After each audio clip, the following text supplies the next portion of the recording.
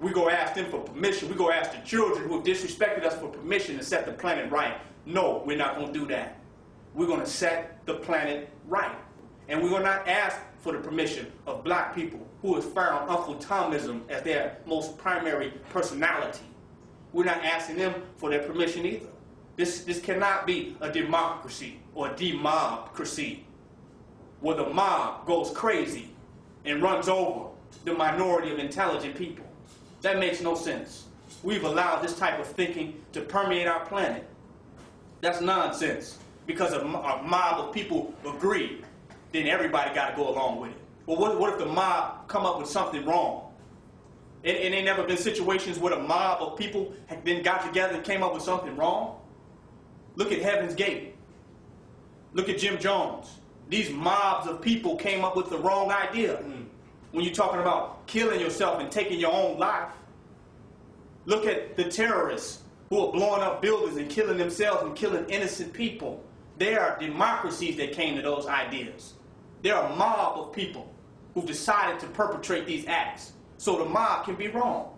It can be wrong in those small, unique circumstances, and it can be wrong in what we call democracy, where the mob rules. Everybody vote for Lucifer. Lucifer gets in office, and Lucifer continues to wreak havoc on the world. That is madness. So we have no respect for that system of doing things. It is evil in and of themselves. It doesn't choose right.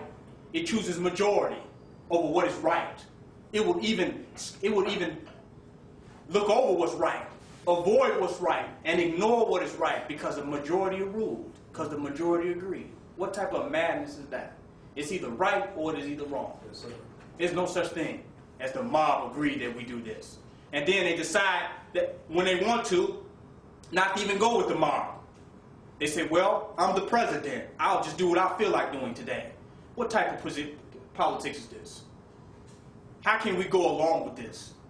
We refuse to go along with this any longer.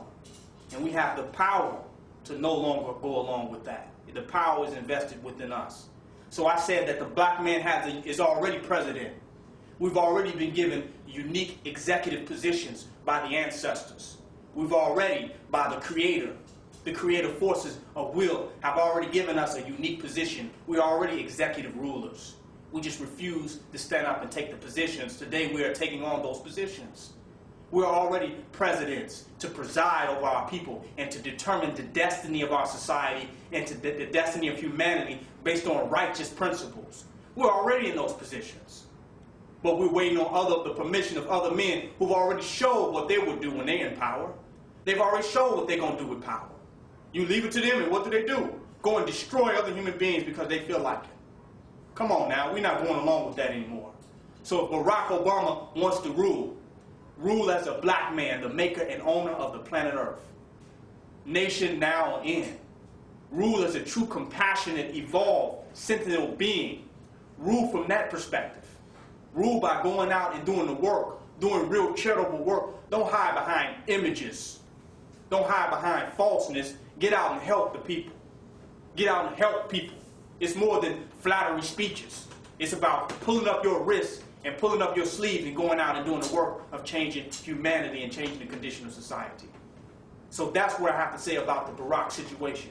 Even if he don't win office, he still has been blessed to be a president by nature. The black man has been born to preside over the affairs of his people like the people of every other nationality. We was not left out. But it seems like we can't do nothing, or what we do is not worth anything unless the European puts his stamp on it. What type of madness is that? So Barack needs to say, well, hey, if you don't get office, you don't even need that office. You need to be a real man and stop trying to be in the image and likeness of someone who is not you. Refuse that, because that is not him.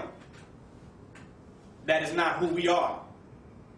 Every time you go and say you want to change society, you want to change the condition of people, but you constantly look like the oppressors.